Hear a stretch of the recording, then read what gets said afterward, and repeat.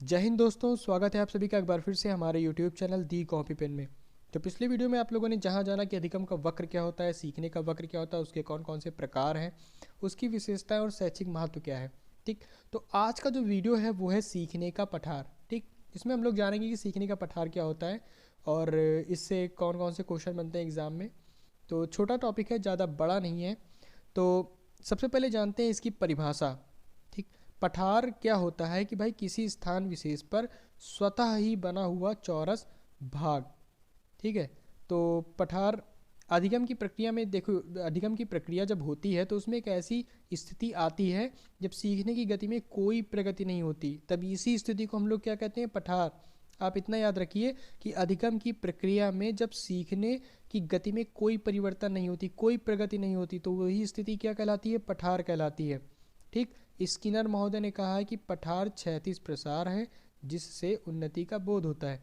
वहीं सोरेनसन ने कहा है कि सीखने की अवधि में पठार साधारणतः कुछ दिनों, सप्ताहों या महीनों तक रहते हैं। ठीक। तो ये तो भाई स्किनर महोदय ने जो भी कहा उनका कथन था, आप इसको याद भी कर सकते हैं, एग्जाम में डेफिनेशन आने पर लिख सकते हैं, कोई प्रॉब्लम नहीं है। तो पठार के बारे में आप समझ चुके हैं ना कि भाई सीखने की स्थिति में कोई परिवर्तन नहीं होता। ठीक। लेकिन अब क्यों नहीं होता, इसके कुछ कारण होंगे ना। तो कभी कभी क्या होता है भाई, पहला कारण हो सकता है अभ्यास का अभाव। ठीक। अधिगम की जो प्रक्रिया अभ्यास के बिना पूर्णतया नहीं प्राप्त की जा सकती। अगर आप अभ्यास नहीं करेंगे तो पठार का कारण वो बन सकता है। गलत क्रम। गलत क्रम कैसे?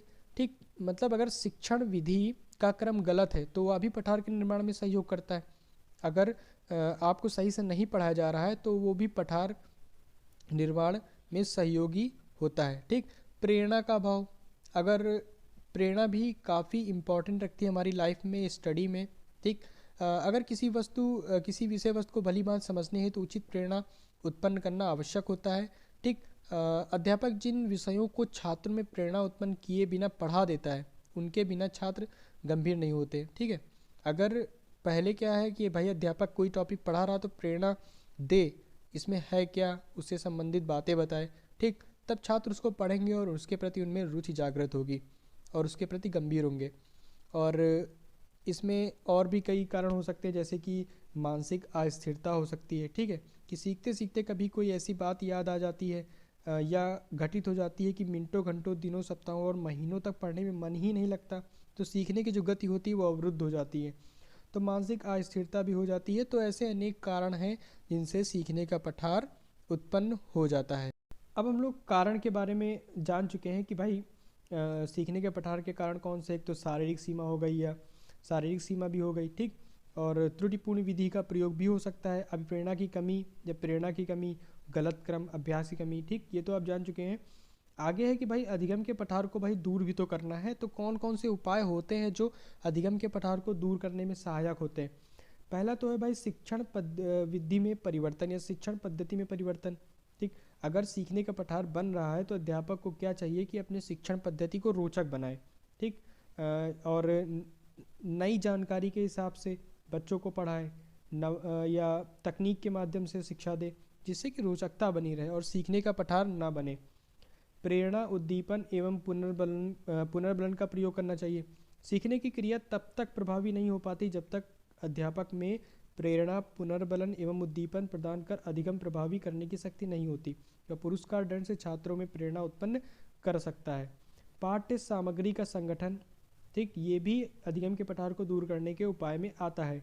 अध्यापक को पठार की स्थिति से बचने के लिए पाठ्य पुस्तक का संगठन सरल से कठिन की ओर के शिक्षण सूत्र के आधार पर करना चाहिए। ठीक है।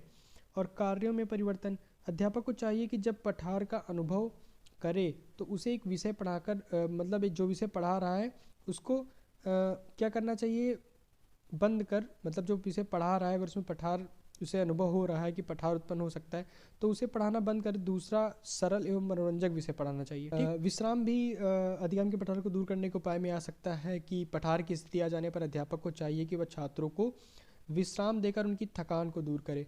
ऐसे ही विषय वस्तु की नीरसता, त्रुटियों का स्थानांतरण, परिपक्वता, ऐसे अनेक उपाय हैं जिनसे अधिगम के पठार को दूर किया जा सकता है।